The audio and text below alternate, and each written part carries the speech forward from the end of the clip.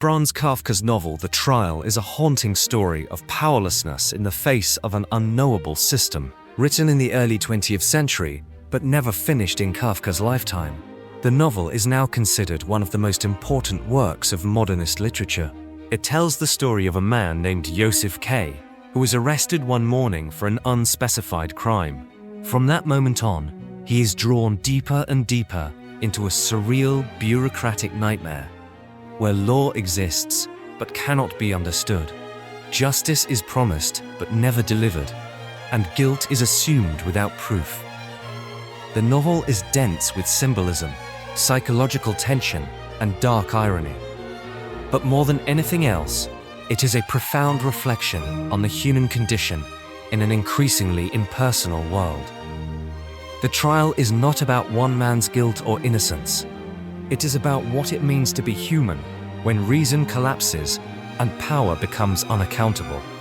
In the sections that follow, we'll walk through the story of the trial in detail, from Josef K's strange arrest to his tragic end, and explore the unsettling world Kafka created.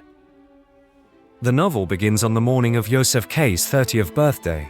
He lives in a boarding house and works as a senior clerk at a bank. He is intelligent, ambitious, and confident in his position in society. But that morning, something was different. Instead of his landlady's cook bringing him breakfast as usual, two unknown men enter his room and announce that he is under arrest. These men are not dressed like policemen. They have no badges or documents. They will not say what crime he is accused of. When K demands to know why he's being arrested, they only tell him that the proceedings have already begun. The men are named Franz and Willem, and they seem to be following orders from a supervisor who arrives shortly afterward and interviews K in his neighbor's room. This first chapter sets the tone for the entire novel. The arrest is mysterious, informal, and somehow official all at once. The men behave like minor bureaucrats. They speak of procedures and rules, but can't explain them. K is baffled, but refuses to be intimidated. He insists that he is innocent, that the entire process is absurd, and that there must be some mistake. Yet he obeys. He listens. He plays along. He puts on a black suit and allows himself to be questioned. It is this contradiction, his confidence in himself versus his submission to the unknown authority, that defines K's behavior throughout the novel. After this bizarre arrest, he is told that he is free to go about his daily life. He can go to work. He is not in jail, but he is still under arrest, and the trial will continue. A few days later, Josef K receives a phone call summoning him to a hearing on a Sunday morning. The location is a distant tenement building in a poor neighborhood. When he arrives, he finds the courtroom in the attic. The room is packed with spectators, most of whom seem to be there for reasons unrelated to the trial. There is no judge, no clear legal process, and no announcement of charges. K is simply expected to speak. And so he does. He delivers a bold speech, criticizing the court and insisting on his innocence. He calls the whole process a sham. The people listen, but the court offers no reply. The session ends without resolution. As K leaves, he starts to feel the weight of the system pressing on him. He had imagined that a single strong statement would resolve things. Instead, his words vanish into silence. This is the beginning of his true entanglement. Over the next several chapters, K continues his life at the bank, but the trial creeps into everything. He meets a clerk at the court who seems sympathetic, but offers no real help. He starts to notice that people around him seem to know about the trial or are part of the system. His landlady, his uncle, even his co-workers all become part of a growing web of uncertainty. He consults a lawyer named Hold, who is old, sick, and verbose. Hold spends most of his time talking about other clients and writing long, rambling petitions that go nowhere. K begins to feel that the lawyer is only making things worse. He becomes frustrated and impulsive. He seeks advice from a painter named Titorelli, who works for the court. The painter explains that there are three possible outcomes to any trial. Definite acquittal, which is nearly impossible. Apparently acquittal, where the case seems to end but can always be restarted. And indefinite postponement, where the trial never ends, but the judgment is never delivered either. In other words, there is no escape. As Josef K continues to engage with the court, the boundary between his professional life and the legal proceedings begins to break down. What once felt like two separate worlds, his orderly job at the bank and the chaotic world of the court, now start to bleed into each other. He becomes distracted at work, increasingly paranoid and unable to focus on his tasks. His interactions with clients and colleagues become strained. He starts missing deadlines and becoming visibly agitated. Even his physical health starts to deteriorate. The stress of the trial, the uncertainty of his future, and the impossibility of understanding the process take a toll on his body and mind. At the same time, he loses trust in those around him. His lawyer, who once seemed like a wise authority figure, now appears incompetent and manipulative. K suspects that Hold is intentionally delaying his case to maintain control. He eventually fires the lawyer, deciding that he will represent himself. But the act of taking control only emphasizes how little control he actually has. The more he tries to escape the court, the more it surrounds him. The legal system in the trial is not located in a single building. It exists everywhere, hidden in attics, basements, and apartments. It operates through gossip, implication, and silent judgment. It has no single form, no clear rules, and no end. In one memorable chapter, K walks through a tenement building and stumbles into what appears to be another office of the court. The air is thick and suffocating. Documents are stacked everywhere. People are loitering in the halls, waiting endlessly. He sees sick children, women cooking, and men sleeping on the floor, all seemingly bound to the system in one way or another. The court, Kafka suggests, is not just a legal institution, it is a shadow version of society itself. In this world, being accused is enough to make you guilty. The question is never whether Josef K did something wrong. The question is how long he will keep resisting the inevitable. Throughout the novel, Kafka introduces several female characters who seem to offer K a way out, or at least a distraction from his predicament. But each of these encounters only deepens his confusion. There is Lenny, the nurse who works for his lawyer, who seduces K and speaks about his case in mysterious terms. She claims to have a special ability to recognize the guilty. According to her, K has beautiful hands, which is apparently a sign of guilt. There is also Miss Burstner, K's neighbor, whose room was used during his arrest. K becomes obsessed with her, interpreting her casual conversations as something deeper. Later, he visits her late at night, in a scene that becomes emotionally charged and ambiguous. She seems to represent the normal life he is losing, the human connection that is slipping away.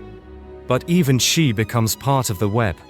And then there's the court usher's wife, who openly flirts with Josef and other men in the court's waiting rooms. She is treated like a sexual object by court officials, and in return, she tries to use her sexuality to influence cases.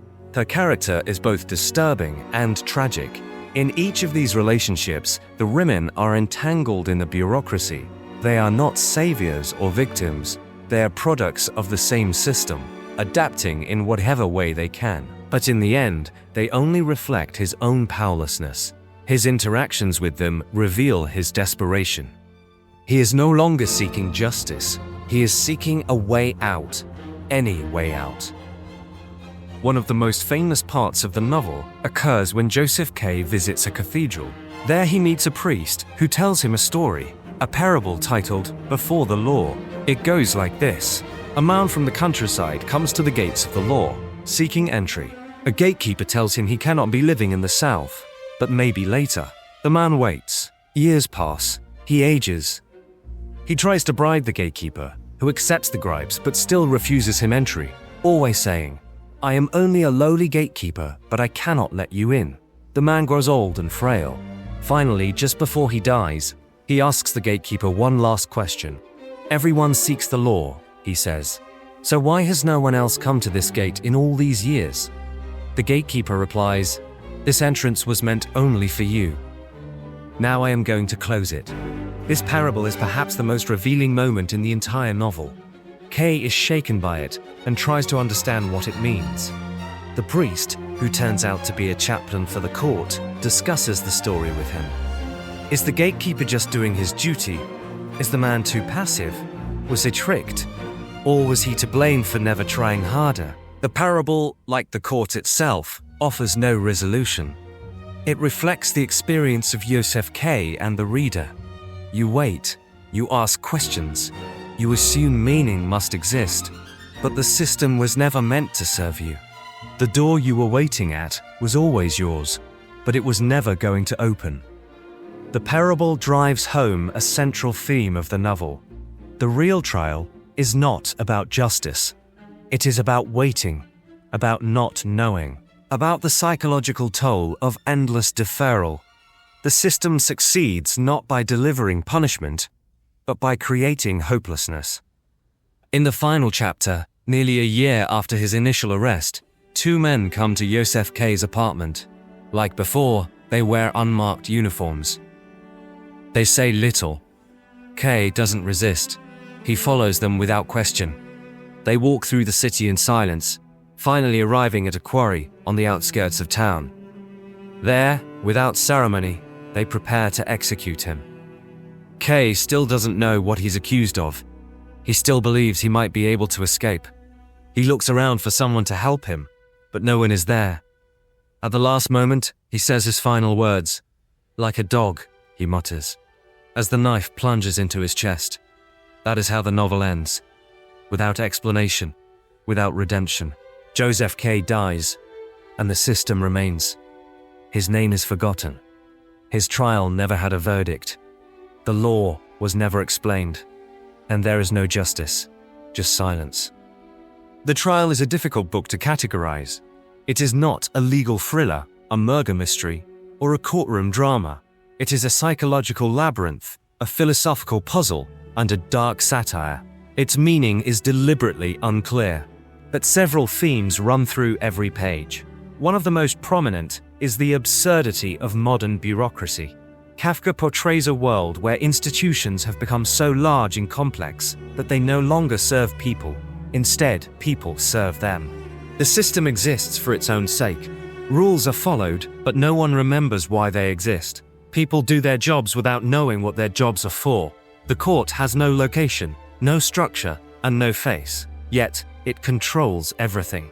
It's also a book about existential dread. Josef K is not just on trial legally, he's on trial morally, spiritually, and socially. He cannot prove his innocence because he does not know what being innocent even means anymore.